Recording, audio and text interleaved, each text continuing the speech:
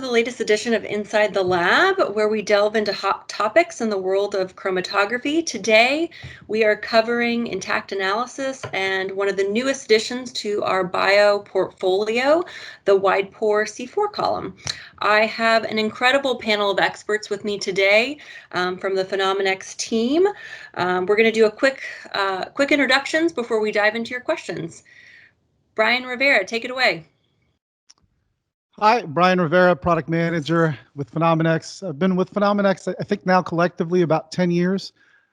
Before that, I was a protein biochemist in the lab doing mainly glycobiology type of work, a lot of size exclusion, and also a lot of intact reverse phase. Helen, tell us a little about yourself. Hi, I'm Helen Whitby. I'm part of our global technical support team specializing in bioseparations. I've been with Phenomenex for just over 14 years now. And before that, I was doing a PhD in synthetic chemistry, looking at treatments for malaria. Hey, Ramesh, can you give a quick introduction? Sure. My name is Ramesh Indrakanti. I am a biologics workflow specialist working in the Northeast, supporting Phenomenex customers. Before joining Phenomenex about 3 months ago, I was a scientist in the pharmaceutical industry. I worked on CRISPR-Cas9 therapeutics, oligonucleotide therapeutics, and prior to that, I was at MIT working on various omics platforms. Fantastic. And then last but not least, we have Ivan. Hi, so I'm Ivan. I've been at Phenomenex a little bit over a year and a quarter now. I'm an application scientist on the applications team focusing on biologics, so proteins, oligos, things of that nature, any applications, weird customer requests. I do a lot of the hands-on stuff in the lab. I have a PhD in biochemistry and structural biology, so I did a lot of protein work then, as well as the first company I was working at called Widepore, where we did in situ next generation sequencing. That's where I got a lot of my oligo background that I'm using here. Fantastic. Well, thank you guys for joining us. So let's dive right into these questions. So the first one is for impurity profiling and intact characterization. What is one of the biggest separation issues and how do you resolve it? Ramesh, can you take that one? Sure. One of the issues with separating impurities in protein therapeutics and large molecules is our difficulty in separating closely related species. For example, you could think of a deaminated version of a protein with just having a small difference in its charge, and that could be a very tricky situation to separate this particular impurity from the other main P. So with the intact reverse phase chromatography methods, in some of the things we could do to achieve this separation is by optimizing the gradient. So you could keep shallowing the gradient until you achieve a reasonable separation between this impurity, which is physicochemically very similar to that of your main analyte. However, one should not overlook other optimization parameters such as temperature, the concentration of the modifier that you're using, and the pH of the mobile phase, as well as the type of the organic solvent you could choose to achieve the separation. For example, the separation could be different from acetonitrile to isopropanol to methanol. Fantastic. Thank you so much, Ramesh. So the next question that we have, which we hear a lot, so with a 400 angstrom or large pore size, are there any chromatography or back pressure issues using a column with a larger pore size that would be better? Brian, what's your thoughts on that? Yeah, so I guess I can preface my answer with that 400 angstrom. So it's a little secret within the HPLC industry that the pore size that gets reported, oftentimes there's a lot of liberty in that.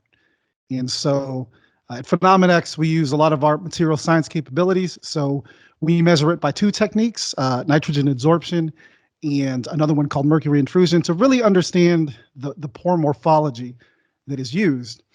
And so, when we report that 400 angstrom for something like a bioZen 2.6 micron Widepore C4, we know that we are pretty close to that 400 angstrom nominal pore size.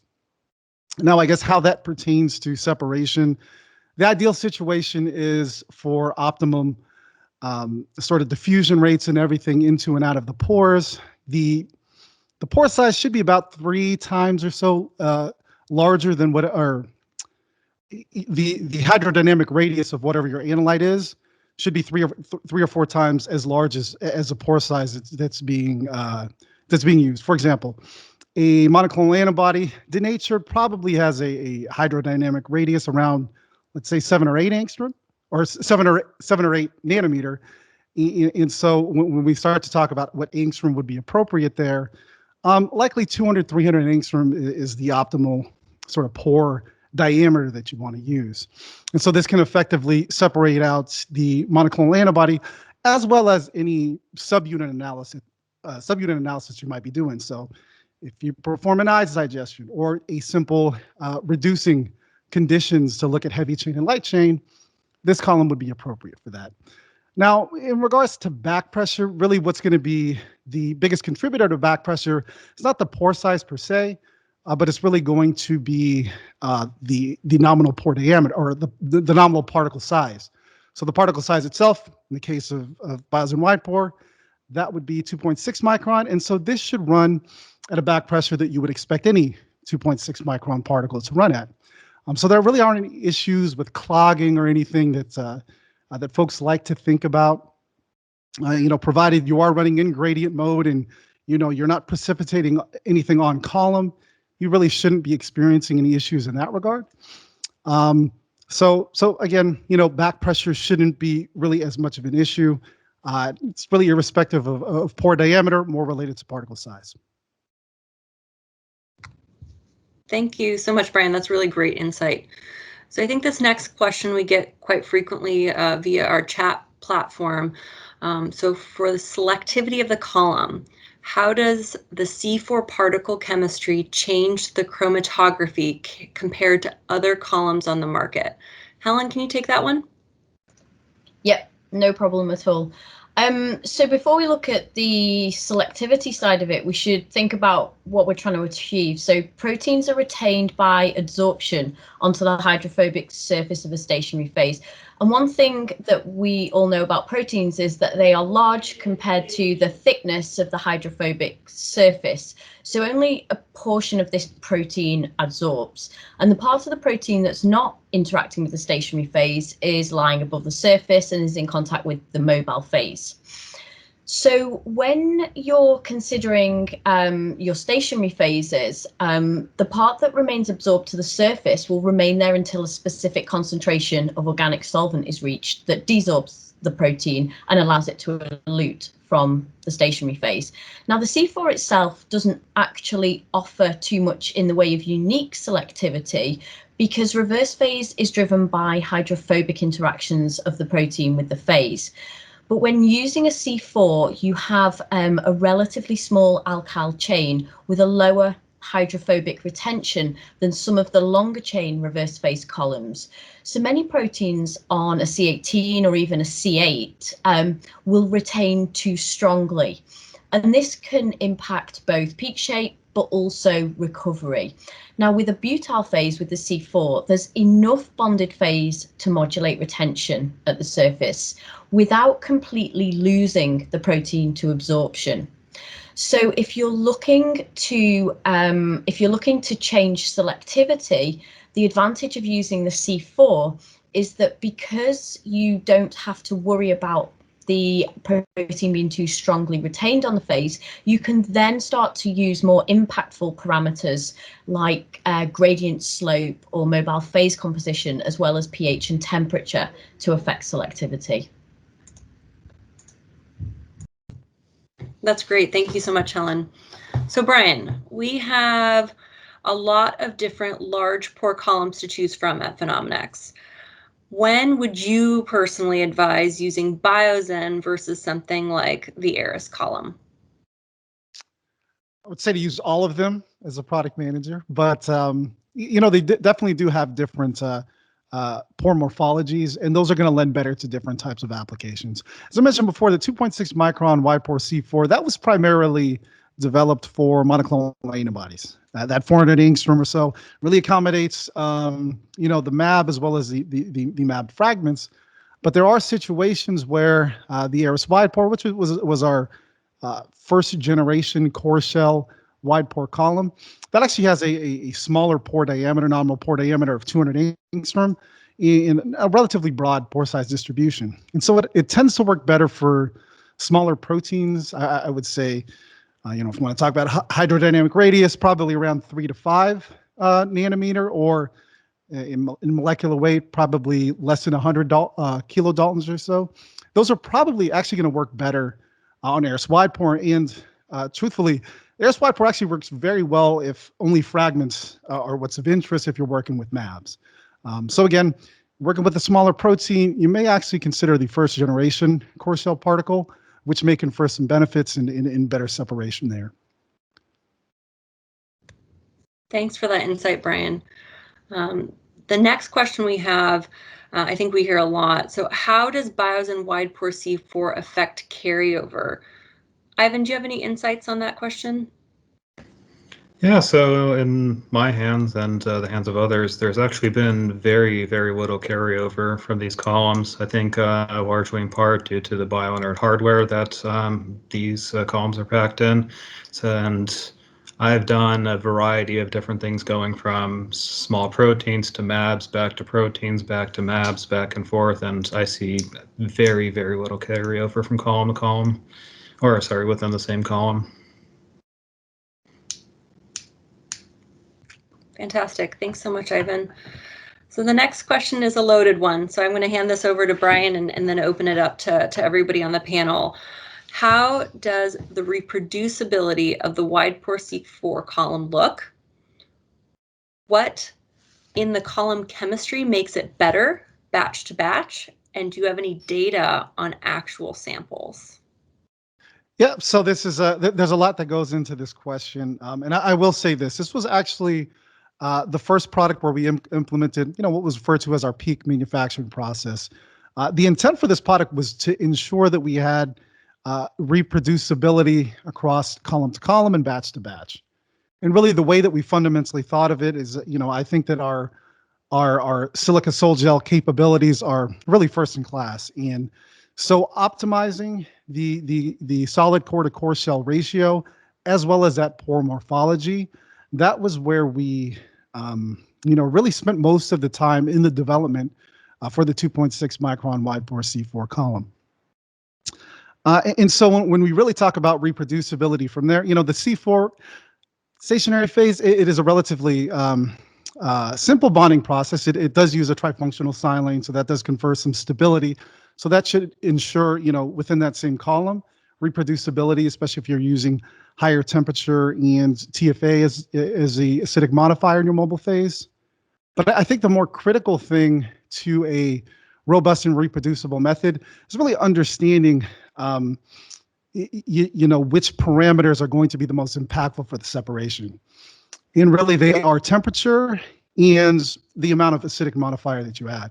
So temperature, if you have a column oven, which may fluctuate, even as small as 1 or 2 degrees, that may actually impact the separation pretty significantly. Second to that would be the amount of acidic modifier. So TFA being one of the primary ones that's used. Of course, there's others, DFA, formic acid. But if we're just specifically talking about TFA, because it acts as an ion pair, if you add, let's say 0.11 versus 0.1% TFA, that can impact the retention, overall retention, increasing the retention time, and thus really affecting the chromatographic performance. And if you are doing a validation and such, maybe as simple as, well, a lot of folks kind of want to blame the column because it's the easiest thing to replace. But in reality is, are you adding your TFA accurately? Is your TFA new, or are you just taking from the same aliquot from a bottle? Things of that nature. So, as much as we talk about reproducibility, and to be clear, we did as best a job possible to ensure that the particle and the pore morphology were very well tightly controlled. But ultimately, for the best and most robust method, due diligence should be done when looking at the method parameters that you would adjust, not the least of which is temperature and the acidic modifier, sort of correlated to the pH, but really in the world of TFA, those are going to be the most impactful and the things to make sure that you implement during your robustness study. Now, in regards to actual samples, we've kind of looked at the whole gamut of different proteins, so your standard IgG1s, IgG2s, IgG4s, fragments, the different types of fusion proteins. So we really looked at sort of the target biotherapeutic platforms of mainly mAb-based, but some others. And I will say that it performs quite well across all of those. All of the mAbs that we looked at are, some therapeutics that are already out there in the market. We have plenty of application notes on them.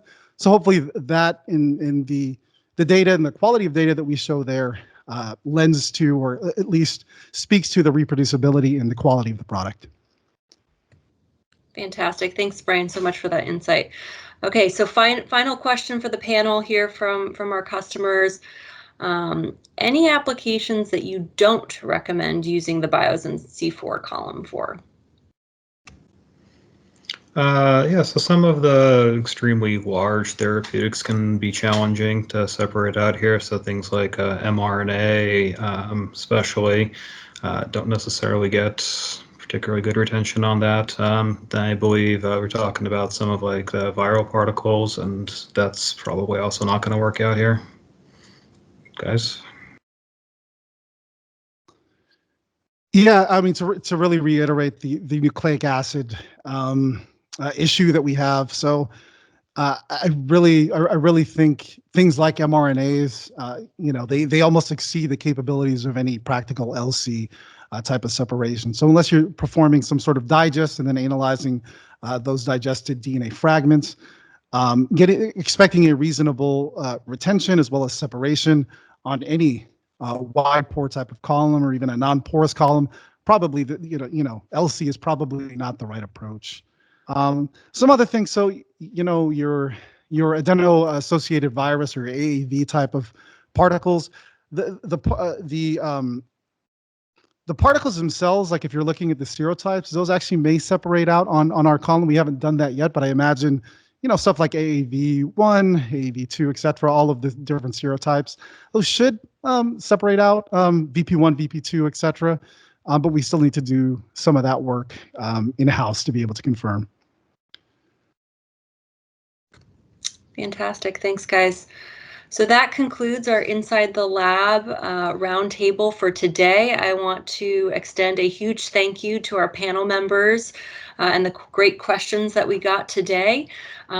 If you still have questions around intact analysis or our bioZen Widepore C4 column, we have a fantastic technical team that would be more than happy to answer your questions, and they can be reached at phenomenex.com/chat. Thank you, everyone.